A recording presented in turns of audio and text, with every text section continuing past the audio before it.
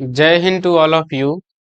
मैं अंकित राजपूत आप सभी का आपके अपने YouTube channel perfect coaching centre में स्वागत करता हूं।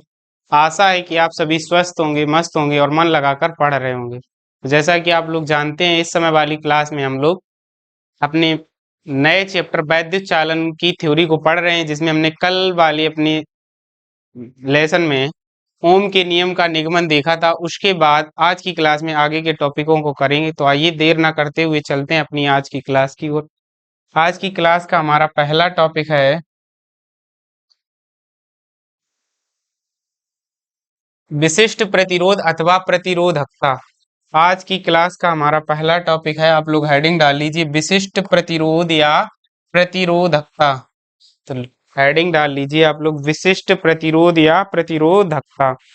क्या होता है विशिष्ट प्रतिरोध अथवा प्रतिरोधकता? तो देखिए क्या होगा, लिख रखा है, जब किसी चालक तार में धारा बह रही होती है, जब किसी चालक तार में धारा बह रही होती है तो चालक के किसी बिंदु पर वैद्युत क्षेत्र की तीव्रता कैपिटल ई तथा धारा घनत्व जे के अनुपात को उस चालक पदार्थ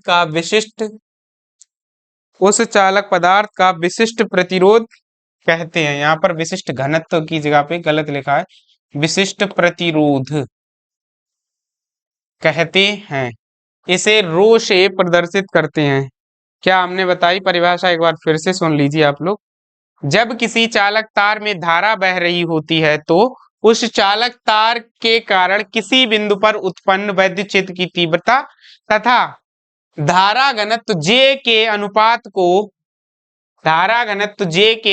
को उस चालक तार के पदार्थ का विशिष्ट प्रतिरोध कहते हैं।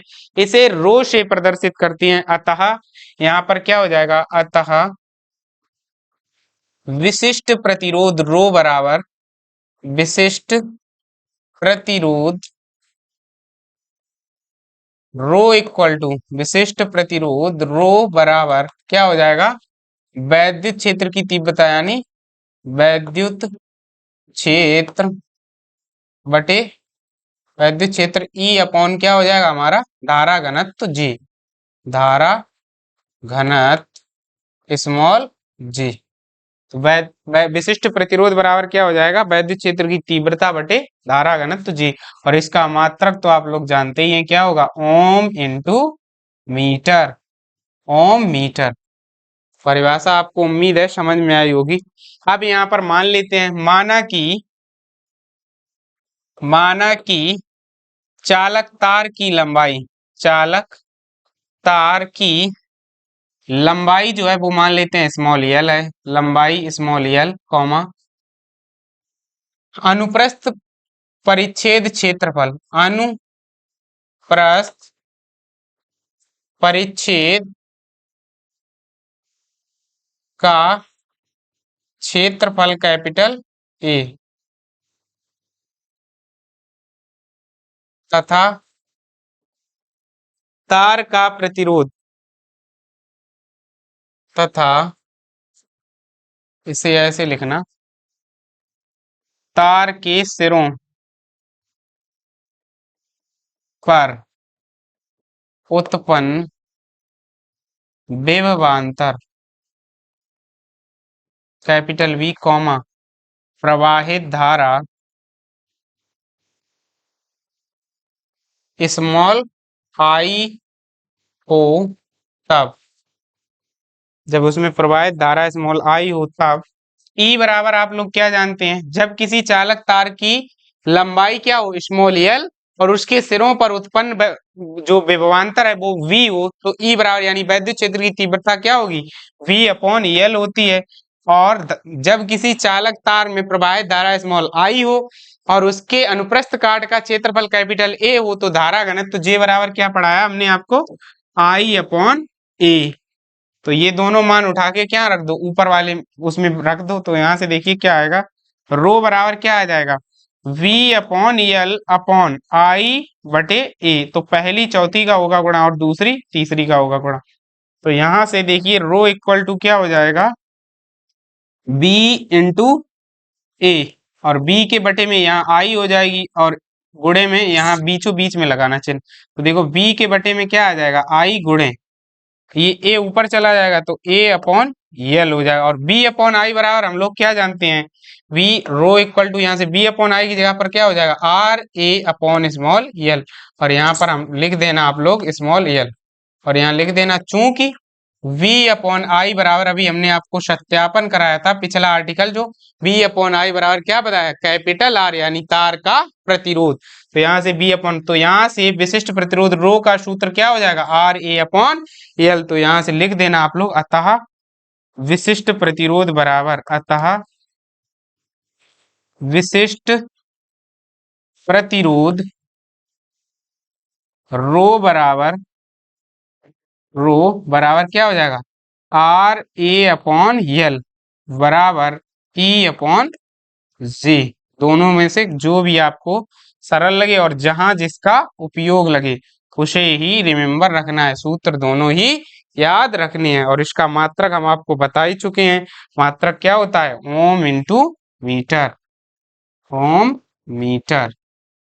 आशा है आप लोगों को ये सवाल भी समझ में आया होगा, ये आर्टिकल समझ में आया होगा। तो देखिए बिल्कुल सिंपल सही है। सबसे पहले विशिष्ट प्रतिरोध की परिभाषा लिखनी है। तो हमने क्या होता है, जब किसी चालक तार में धारा बह रही होती है तो उस चालक तार के किसी बिंदु पर उत्पन्न वैद्युत क्षेत्र की तीव्रता कैपिटल ई तथा धारा घनत्व जे के अनुपात को उस तार का विशिष्ट प्रतिरोध कहते हैं। इसे रो से प्रदर्शित करते हैं, अर्थात रो बराबर क्या हो जाएगा, ई अपॉन जे, और इसका मात्रक होगा ओम इंटू मीटर। अब मान लेते हैं जिस चालक तार का विशिष्ट प्रतिरोध निकालना है, यानी जिस चालक तार के पदार्थ का विशिष्ट प्रतिरोध ज्ञात करना है, उस चालक तार की लंबाई स्मॉल एल, अनुप्रस्थ काट का क्षेत्रफल कैपिटल ए तथा उस चालक तार के सिरों पर उत्पन्न विभवांतर v तथा उसमें प्रवाहित धारा स्मॉल आई है। तब जब किसी लंबे सीधे चालक तार के सिरों पर विभवांतर v हो और उसकी लंबाई स्मॉल एल हो, तो वैद्युत क्षेत्र की तीव्रता हमने पढ़ाई है पिछले चैप्टर में आपको, E बराबर v अपॉन एल हो जाएगा। और वहीं से धारा घनत्व तो अभी पिछले ही आर्टिकल में पढ़ा है, तो J बराबर I अपॉन ए हो जाएगा। दोनों के मान रखेंगे तो हमें रो बराबर आर ए अपॉन एल प्राप्त होगा। उम्मीद है आप लोगों को ये आर्टिकल समझ में आया होगा, नोट कर लीजिए। फिर चलते हैं अपने अगले आर्टिकल की तरफ, स्क्रीनशॉट ले लीजिए। चलिए अगला आर्टिकल है हमारा, देखिए क्या कह रहा है। अगला आर्टिकल कह रहा है विशिष्ट प्रतिरोध अथवा प्रतिरोधकता का मात्रक। तो देखिए इसका मात्रक ज्ञात करते हैं अब यहाँ से। तो विशिष्ट प्रतिरोध के मात्रक के लिए वही सूत्र भी, तो यहाँ से लिखना सूत्र रो बराबर R A upon small l से। तो रो का मात्रक बराबर आर का मात्रक गुणे ए का मात्रक वटे यल का मात्रक। तो यहां से रो का मात्रक बराबर क्या हो जाएगा, अब आर का मात्रक अभी हमने आप लोगों को बताया था ओम, ए का मात्रक हमने आपको बताया यानी क्षेत्रफल है, तो क्या हो जाएगा मीटर स्क्वायर, और पूरी एक बटे लंबाई है तो मीटर हो जाएगा केवल। तो यहां से मीटर कैंसिल होगा, तो रो का एक मात्रक तो आएगा, रो का मात्रक बराबर क्या आ जाएगा, ओम मीटर आ गया, ओम इंटू मीटर। अब यहीं से दूसरा मात्रक इसका, यानी अब ओम को किस में तोड़ दो, मूल मात्रकों में तोड़ लो। तो आर बराबर वी अपॉन आई होता, लिखते हैं यहाँ पर। तो रो का मात्रक बराबर, रो का मात्रक बराबर देखो ओम की जगह पे बी अपॉन आई, यानी क्या हो जाएगा, बी का मात्रक होगा वोल्ट इंटू मीटर, और बटे क्या हो जाएगा एम्पियर। और यहाँ पर आप लोग लिख भी देना क्या, क्योंकि आर बराबर बी अपॉन आई। अब यहां से फिर से ऊपर चलते हैं, तो यहां से रो का मात्रक बराबर, अब वोल्ट के चेंज कर लेंगे डब्ल्यू अपॉन क्यू से, तो क्या हो जाएगा जूल इनटू मीटर बटे जूल प्रति कूलाम होता है, तो यहाँ पर कूलाम हो जाएगा इनटू एम्पियर। तो कूलाम इनटू एम्पियर। और यहाँ क्या लिख देंगे, चूंकि V बराबर डब्लू बटे क्यू। अब जूल को चेंज कर दूं तो जूल किसका होता है, कार्य का कार्य बराबर बल गुणे विस्थापन। तो यहाँ चेंज कर दो इसको तो क्या हो जाएगा, बल का मात्रक न्यूटन गुणे विस्थापन का मीटर हो जाएगा, तो ऊपर मीटर स्क्वायर बटे कूलाम को चेंज करेंगे तो एम्पियर, और एम्पियर एक और दे रखा है तो एम्पियर का स्क्वायर और इंटू सेकेंड। और यहाँ क्या लिख देंगे, यहाँ लिख देंगे चूंकि W बराबर F इंटू डी एस। ठीक है, अब इसको न्यूटन को चेंज कर दीजिए तो रो का मात्रक बराबर न्यूटन को चेंज करेंगे किग्रा और इंटू मीटर प्रति सेकंड स्क्वायर आएगा, तो मीटर की घात 3 हो जाएंगी, नीचे सेकंड स्क्वायर आएगा तो सेकंड 3 हो जाएंगे, तो इसे लिख देना एम्पियर स्क्वायर और इंटू सेकंड की घातें 3 हो जाएंगे। और यहाँ क्या लिखेंगे, चूंकि क्या लिखेंगे, चूंकि अब यहाँ चेंज किया कि बल बराबर, तो बल बराबर क्या होता है, द्रव्यमान गुणे त्वरण। बस अब सब बदल गए मूल मात्रकों में। अब इनसे क्या लिखना है, रो की विमा सीधा सीधा लिख देंगे, तो लिख देना रो की विमा बराबर, तो क्या होगी रो की विमा, देखिए किग्रा मतलब किलोग्राम को क्या कहते हैं, किलोग्राम को कैपिटल एम से लिखते हैं। ठीक है, मीटर को किससे लिखेंगे, L3 लिख देंगे। नीचे आ जाइए अब आप लोग, एम्पियर को क्या लिखेंगे, A2 लिखेंगे, सेकंड को क्या लिखेंगे, T3 लिख देंगे। अब यहाँ से तो रो की विमा बराबर, तो देखिए यहाँ से रो की विमा हो जाएगी M L3, अब क्या हो जाएगी ML3 T-3 और A-2, तो रो की विमा क्या होगी ML3 T-3 A-2। उम्मीद है आप लोगों को ये आर्टिकल भी समझ में आया होगा, यानी यहाँ से रो की विमा निकालना भी आया होगा। तो सही से लिखते हैं रो की विमा, आप लोगों को दिख नहीं रहा, थोड़ा छोटा सा लिख दिया, तो यहाँ से हो जाएगा ML3 T-3 और A-2। तो उम्मीद है आप लोगों को ये निकालना भी आ गया होगा, विमाएं अब तो आ ही गया होगा। और इसका मात्रक ये वाला भी आप लोग याद रखना, कभी कभी ये मात्रक बहुविकल्पी में दे देता है, जब जटिल सवाल पूछेगा तो कुछ ऐसे ही मात्रक बना के दे देगा, फिर आप लोग घूमते रहते हैं, होश पत समझ में नहीं आता किसका होगा। तो कभी कभी ये आ जाता है, पर निकालना आना चाहिए आप लोगों को, याद हो या ना हो पर निकालना आता हो, आप लोग निकाल लेंगे, अगर लिखना आ जाएगा तो आपका सवाल सही चला जाए। तो इसे नोट कर लीजिए, फिर चलते हैं अगले आर्टिकल की तरफ। चलिए नोट कर लिया होगा, चलिए अगला आर्टिकल है हमारा विशिष्ट चालकता। तो वही जैसे अभी हमने उधर पढ़ाया था चालकता, वैसे ही यहाँ पर विशिष्ट चालकता होगी। वैद्युत, जैसे वैद्युत प्रतिरोध का उल्टा वैद्युत चालकता, ऐसे ही विशिष्ट प्रतिरोध का उल्टा विशिष्ट चालकता होगा। तो देखिए यहाँ पर विशिष्ट चालकता की परिभाषा क्या होगी, परिभाषा विशिष्ट प्रतिरोध के व्युत्क्रम को, किसी पदार्थ के विशिष्ट प्रतिरोध के व्युत्क्रम को उस पदार्थ की विशिष्ट चालकता कहते हैं। इसे छोटा सिग्मा से प्रदर्शित करते हैं, इसका मात्रक महो मीटर इनवर्स होता है। देखिए क्या बताया हमने, एक बार फिर से सुनिए, किसी चालक पदार्थ के अथवा किसी पदार्थ के विशिष्ट प्रतिरोध के व्युत्क्रम को उस चालक तार की विशिष्ट प्रतिरोधकता कहते हैं, इसका मात्रक महो मीटर इनवर्स, और इसे नोटेशन क्या होगा, छोटा सिग्मा। तो यहां से क्या हो जाएगा, देखिए अतः छोटा सिग्मा बराबर, सॉरी सॉरी,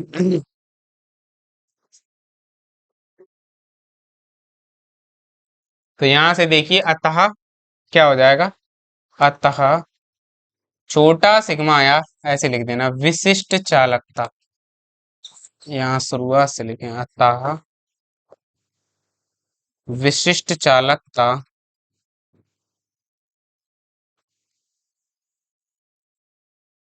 छोटा सिग्मा बराबर क्या हो जाएगा, 1/रो,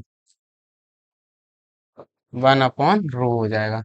और 1/रो का मतलब यहाँ रो का मान रख देंगे, तो यहाँ से हमें क्या पता चल जाएगा, विशिष्ट चालकता की, या अब इसका ऐसे ही लिख देना आप लोग। तो यहाँ से विशिष्ट चालकता बराबर क्या आ जाएगा, 1/रो। पीछे हमने मान तो लिखा ही दिया आपको, तो यहाँ से इसका मात्रक ओम का उल्टा महो और मीटर इनवर्स हो जाएगा। इसे आप लोग नोट कर लीजिए।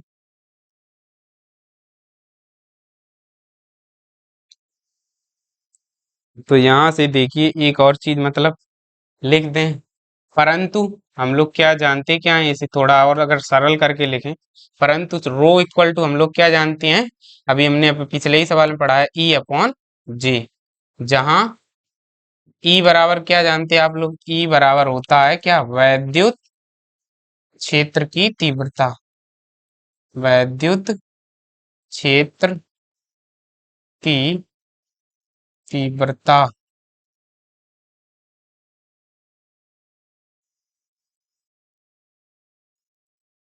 है, और जे इक्वल टू क्या हो जाएगा जाके, वैद्युत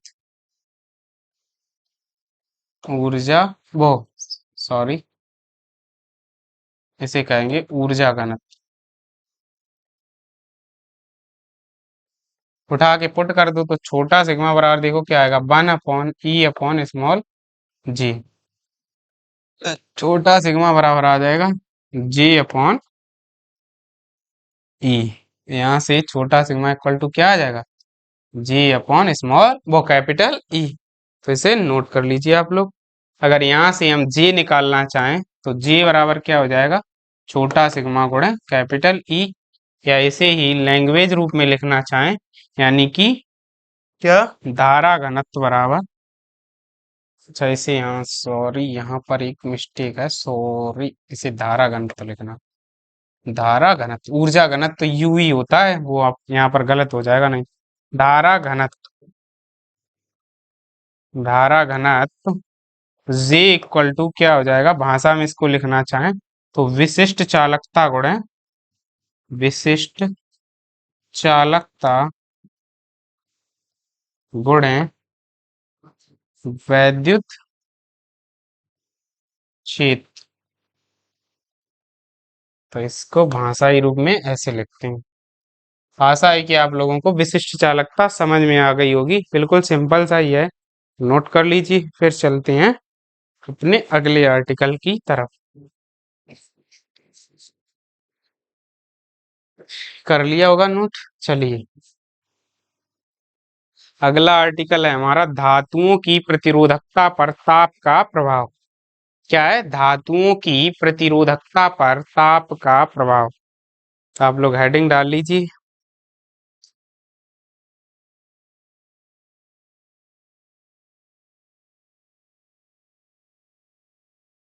तो यहां से देखिए क्या होगा, किसी चालक तार का प्रतिरोध R बराबर, सॉरी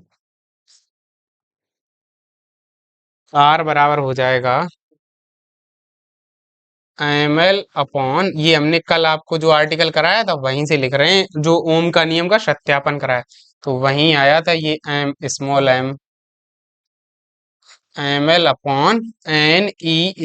इंटू ए टाउ, ये वाला वो आर्टिकल वहीं पीछे आया। तो यहाँ से किसी दिए गए तार के लिए, तो किसी दिए गए तार के लिए क्या क्या फिक्स होगा, यल A/n नियत होंगे, के लिए ऐसे लिख देना, small l comma capital A तथा स्मॉल एन नियत होंगे। और जब ये नियत होंगे तो आर डायरेक्ट प्रोपोर्शनल टू किसके हो जाएगा, 1/टाउ के। यहाँ से 1/टाउ के ही हो जाएगा जाके।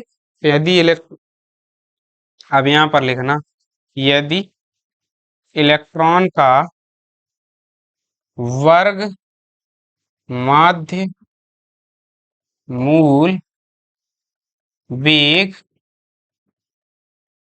VRMS, वर्ग माध्य मूल वेग VRMS तथा माध्य मुक्त पथ, तथा माध्य मुक्त पथ लैम्डा हो तो इलेक्ट्रॉन का क्रांतिकार।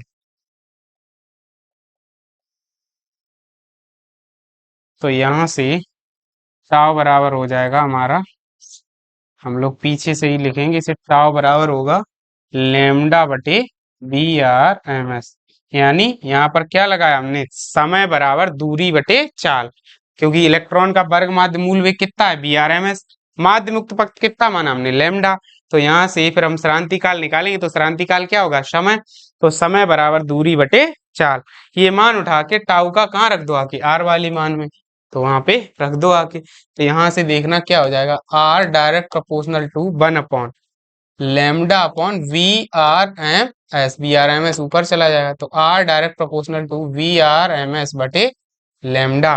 तो यहाँ से जब हम लिखना चाहें तो इसको इस साइड, यहाँ से Vrms और आर के लिए रिलेशन लेना चाहें तो यहाँ से आर डायरेक्ट प्रोपोर्शनल टू किसके हो जाएगा, Vrms के।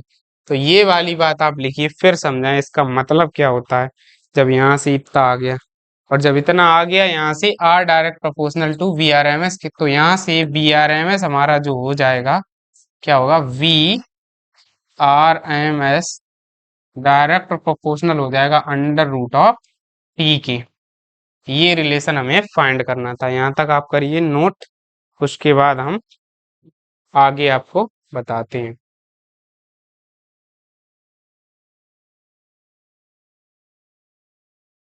तो यहाँ से आगे जब हम यहाँ तक लिख लिया, तो यहाँ से हमें क्या एक कंक्लूजन मिला, यहाँ पर क्या लिखेंगे, अतः किसी धातु चालक का ताप बढ़ाने पर क्या होगा, अतः किसी धातु चालक का ताप बढ़ाने पर उसके वर्ग माध्य मूल वेग भी क्या होगा, बढ़ जाएगा।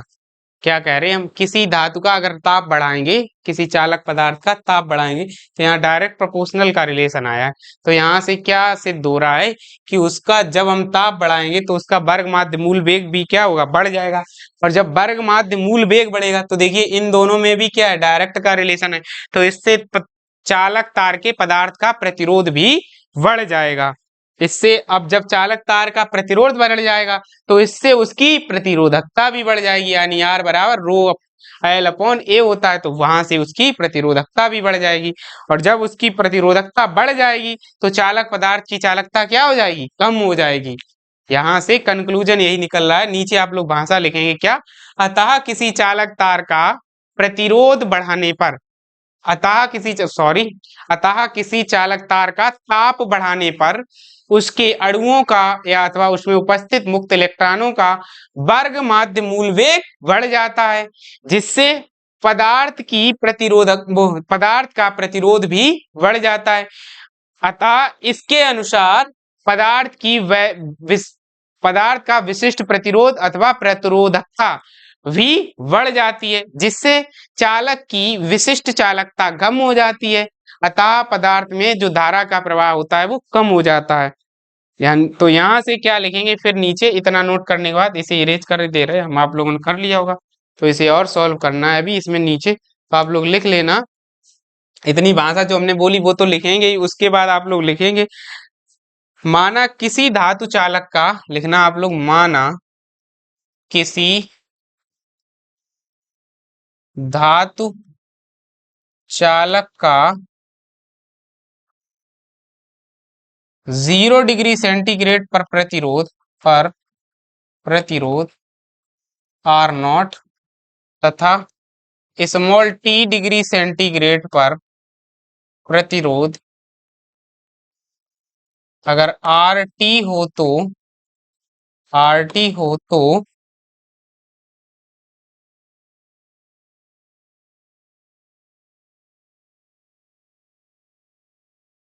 टी बराबर हो जाएगा आर नॉट ब्रैकेट में 1 प्लस अल्फा स्मॉल टी, जहां अल्फा बराबर होगा,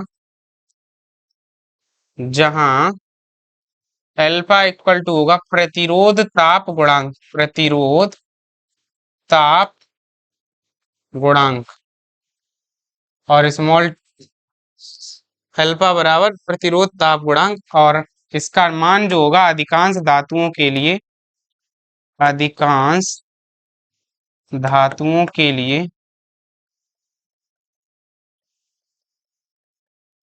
जो अल्फा बराबर होता है 1/273 होता है, लगभग 1/273 प्रति डिग्री सेंटीग्रेड इसका मात्रक होता है। तो यहाँ से आर टी बराबर क्या होगा, देखिए आर नॉट और ब्रैकेट में 1 + 1/273 इंटू स्मॉल टी। तो जब हम इसे हल करेंगे तो R T equal to R naught, जब इसे लिखेंगे तो 273 प्लस स्मॉल टी बटे क्या हो जाएगा 273। अब जब इसे हल करेंगे तो यहाँ से देखिए 273 प्लस टी क्या होगा, स्मॉल टी यानी परम ताप हो जाएगा, तो इसे कैपिटल टी लिख देंगे। तो यहाँ से आर टी बराबर क्या आ जाएगा आर नॉट, और ये परम ताप हो जाएगा, तो परम ताप का मान टी बटे 273। परम ताप किससे लिखते हैं हम, कैपिटल लिखते हैं। कैपिटल टी यहाँ से अगर हम लिखना चाहें तो ये भी नियत 0 डिग्री सेंटीग्रेड का प्रतिरोध नियत होता ही, तो R T direct proportional to किसके आ गया, तापमान के यानी परम ताप के। तो यहाँ से आप लोग क्या लिखेंगे कि शुद्ध धातुओं के लिए उनका प्रतिरोध जो होता है, यहाँ से क्या कंक्लूजन निकल के आई है, शुद्ध धातुओं के लिए जो उनका प्रतिरोध होता है परम ताप के अनुक्रमानुपाती होता है। तो इससे क्या बात समझ में आ रही है कि हम अगर शुद्ध धातु में जितना ताप बढ़ाते जाएंगे उसी के अनुसार प्रतिरोध भी बढ़ता जाएगा, जिससे उनकी प्रतिरोधकता भी बढ़ती जाएगी। प्रतिरोधकता बढ़ती जाएगी तो उनकी चालकता में कमी होती जाएगी। यहाँ से ये बात समझ में आ रही हमें कि क्या कर सभी धातुओं के लिए जितनी भी धातुएं हैं, अगर हम उनका क्या करेंगे तापमान बढ़ाएंगे तो उनका प्रतिरोध बढ़ेगा, जिससे प्रतिरोधकता भी बढ़ेगी। अब जब प्रतिरोधकता बढ़ेगी तो उनकी चालकता में कमी आएगी, तो जिससे उनको कम चालक पदार्थों की भांति व्यवहार करेंगे। तो धातुओं का प्रतिरोध कम रहना चाहिए, जिससे वो अधिक से अधिक चालकता प्रदर्शित कर सकें। उम्मीद है आप लोगों को समझ में आया होगा, ये सूत्र आप लोग याद रखना। इसके ऊपर बेस्ड अभी हम सवाल लगवाएंगे, तो इसे याद रखना, आप लोग नोट कर लीजिए। फिर चलते हैं अगले आर्टिकल की तरफ। अगला आर्टिकल है हमारा, कह रहा है मिश्र धातुओं की प्रतिरोधकता। देखिए मिश्र धातुओं की प्रतिरोधकता, मैग्नीन, कांस्टेंटन, नाइक्रोम आदि। इन धातुओं के नाम आप लोगों ने सुन रखे होंगे, और नहीं सुने हैं तो आज सुन लीजिए। आप लोगों को इसके ऊपर बेस्ड, आप लोग अगर गवर्नमेंट कॉलेज में अध्ययनरत हैं तो निश्चित ही आप लोगों को इससे रिलेटेड प्रयोग कराए जाएंगे। और कुछ एक प्राइवेट कॉलेजेज, अगर आप लोग बड़े शहरों में स्थित हैं, ग्रामीण अंचलों में प्राइवेट कॉलेजेज में लैब इतनी ज्यादा है नहीं, ना ही वहाँ इतनी ज्यादा सुविधाएं दी जाती हैं आप लोगों को जितना आप लोग अपेक्षा करते हैं, और जितना हम टीचर्स लोग भी अपेक्षा करते हैं। क्योंकि बच्चों को जितना ज्यादा प्रायोगिक चीजें सिखाई जाएंगी उन्हें उतना ही ज्यादा नॉलेज बढ़ेगा, लेकिन यहाँ पर प्रायोगिक चीजें सिखाने का कोई साधन ही नहीं है। इस वजह से हमारे ग्रामीण अंचलों के बच्चे इसी वजह से पीछे रह जाते हैं। लेकिन फिर भी अब तो मोबाइल्स का जमाना आ गया है, तो हम आप लोगों से यही कहेंगे कि जो भी चीजें हैं उन्हें मोबाइल पे सर्च किया कीजिए। केवल रील्स देख के ही अपना डाटा यूं ही व्यर्थ में ना गवाएं। केवल रील्स देखने से आप लोगों का कल्याण नहीं हो सकता है। ये सिलेबस आपको कठिन लगता है सिर्फ और सिर्फ इसी वजह से कठिन लगता है क्योंकि आप उन चीजों को प्रायोगिक तरीके से नहीं करते हैं। तो इन चीजों को प्रायोगिक तरीके से करना चाहिए। अगर नहीं करने के लिए सुविधाएं तो उन्हें देख तो सकते हैं, मोबाइल में आप सर्च करिए, हर तरीके का जितने भी आर्टिकल्स हैं आप लोग हमारे पास से पढ़ के इसके बाद इनके प्रैक्टिकल्स को सर्च करिए, वहां देखिए हमने क्या पढ़ाया, हम सही भी पढ़ा रहे हैं या नहीं पढ़ा रहे। अगर गलत पढ़ा रहे तो हमें कमेंट बॉक्स में आप लोग मेंशन कर सकते हैं, और वहां हमसे अपनी समस्याएं रख सकते हैं। सर आपने ये सही नहीं पढ़ाया, ये गलत पढ़ाया, या ये सही पढ़ाया, आप लोग हमें बता सकते हैं।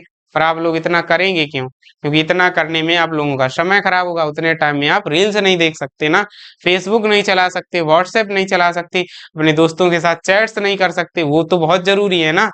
इस वजह से तो उम्मीद करेंगे आप लोग इन्हें सर्च करेंगे। जो ये मिश्र धातुएं होती हैं ये विभिन्न धातुओं का मिश्रण होता है, तो इनसे बने हुए जो तार आते हैं उनकी सहायता से हमारे घरों में फ्यूज वगैरह आपने देख सुन रखा होगा, जो कटआउट बोलते हैं आप लोग जिसे, यानी जहां से इलेक्ट्रिसिटी अगर अंदर में कोई डिफॉल्ट हुआ तो वहां से क्या होते हैं, वायर अपने आप टूट जाते हैं, यानी वो फ्यूज अपने आप ब्लास्ट हो जाता है, जिससे अंदर अन्य उपकरण बच जाते हैं खराब होने से। तो उन उपकरणों को खराब होने से बचाने के लिए जो वो फ्यूज लगाया जाता है उसका जो तार होता है वो मिश्र धातुओं का ही बना होता है। ऐसे ही आप लोगों को इनसे रिलेटेड प्रयोग कराए जाएंगे, तो जिन कॉलेज में, गवर्नमेंट कॉलेज में ऑपरेटर्स हैं, वहां तो ये तार आपको देखने को मिल जाएंगे, और जहां नहीं है वो लोग अपना सर्च कर सकते हैं। तो ये क्या है, मिश्र धातु है। मैग्नीन भी एक मिश्र धातु है, मैग्नीन भी एक मिश्र धातु है, कांस्टेंटन भी मिश्र धातु है, नाइक्रोम भी मिश्र धातु है। तो क्या होता है, मिश्र धातुओं की प्रतिरोधकता ताप बढ़ाने पर बढ़ती है, परंतु यह वृद्धि शुद्ध धातुओं की तुलना में बहुत कम होती है। अच्छा, हमें मिश्र धातुओं की आवश्यकता ही क्यों पड़ी? आप लोग सोचिए, जब हमें शुद्ध अवस्था में धातुएं मिल ही रही हैं प्रकृति से, तो इनकी आवश्यकता क्यों पड़ी? क्योंकि जब भी हमने मतलब कहीं कहीं ऐसा भी तो होता है जहां तापमान ज्यादा होता है, वहां अगर हम धातुओं की बने हुए तारों के आप उपयोग करेंगे, तो वहां समझ सकते हैं आप लोग क्या होगा, बहुत ज्यादा हीट उत्पन्न हो जाएगी, और हीट जो उत्पन्न होगी उससे हमारी इलेक्ट्रिसिटी का लॉस होगा। तो इस वजह से हमें क्या करा, हमने विभिन्न धातुओं का मिश्रण किया, और उसकी सहायता से देखा कि मिश्र धातुओं की प्रतिरोधकता ताप बढ़ाने पर बढ़ती है, परंतु यह वृद्धि शुद्ध धातुओं की तुलना में बहुत कम होती है। मतलब ये तो सीधी सी बात है, प्रतिरोधकता तो बढ़ती बढ़ती, क्योंकि धातुएं उसमें मिली हुई हैं, तो उनके कारण बढ़ेगी तो आई, लेकिन जो धातुएं होती हैं, शुद्ध धातुएं, उनकी तुलना में बहुत कम होती है इनके अंदर तापमान में वृद्धि। अतः मिश्र धातुओं की प्रतिरोधकता बढ़ने तथा प्रतिरोध ताप गुणांक कम होने के कारण इनका प्रयोग किसमें करते हैं, प्रामाणिक प्रतिरोध बॉक्स बनाने में। किसमें करते हैं, प्रामाणिक प्रतिरोध बॉक्स। जैसे प्रतिरोध बॉक्स आप लोग देखेंगे तो ऐसा एक डिब्बा सा होता है, वर्गाकार होता है, इसके अंदर ऐसे नॉब्स लगी होती हैं, और इनमें 1 ओम से 1 kilo ohm, 10 kilo ohm, 1 lakh ohm तक के प्रतिरोध होते हैं। जिस नॉब को आप लोग आउट कर देंगे, वही इस परिपथ में अप्लाई हो जाएगा। तो इस प्रतिरोध बॉक्स को बनाने में भी मिश्र धातुओं का उपयोग होता है। धारा नियंत्रक, यानी धारा को कंट्रोल करने वाले जो होते हैं धारा नियंत्रक, उनमें भी इसका प्रयोग होता है। और भी जो चीजें होती हैं उन, जैसे प्रतिरोध बॉक्स या प्रतिरोध बनाने में, प्रामाणिक प्रतिरोध बनाने में विभिन्न जगह मतलब मिश्र धातुओं का प्रयोग होता है। जैसे वोल्ट मीटर होता है, उसमें होता है, मीटर सेतु अभी हम आगे पढ़ाएंगे ये सब चीजें, उसमें भी मिश्र धातुओं का ही प्रयोग होता है। तो उम्मीद है आप लोगों को ये बात समझ में आई होगी, नोट कर लीजिए। बस आज की क्लास में शायद इतना ही, देखते हैं अगर स्लाइड और है तो चेक करते हैं, 1 मिनट। बस आज की क्लास के लिए इतना ही, मिलते हैं आपसे अगली क्लास में, तब तक के लिए आपसे जय हिंद। अगर आप लोगों को हमारे वीडियो अच्छे लग रहे हो तो इन्हें लाइक कीजिए, शेयर कीजिए, और अगर आप हमारे चैनल पर नए हैं तो हमारे चैनल को सब्सक्राइब कीजिए, और अपने यार दोस्तों के साथ भी इसको शेयर कीजिए, जिससे हमें भी प्रोत्साहन मिलता रहे, और हम लगातार आप लोगों को ऐसे ही अच्छे अच्छे वीडियोज उपलब्ध कराते रहे, जिससे आप लोगों की अपकमिंग एग्जाम 2025 के लिए तैयारी बहुत ही शानदार हो सके। अगर आप लोग हमारे साथ शुरुआत से जुड़े होंगे तो आप लोग अपने आप में परिवर्तन भी देख रहे होंगे। लगातार नोट्स बनाते रहिए, न्यूमेरिकल्स लगवाते, उन्हें कॉपी उनकी अलग बनाइए और नोट्स की अलग बनाइए, ऐसे ही हमसे जुड़े रहिए। हम निश्चित ही आप लोगों को जब तक आपके एग्जाम आएंगे एक तक शानदार हीरे की तरह तराश के बना देंगे। तो जुड़े रहिए ऐसे ही हमारे साथ, मिलते हैं अगली क्लास में, तब तक के लिए जय हिंद।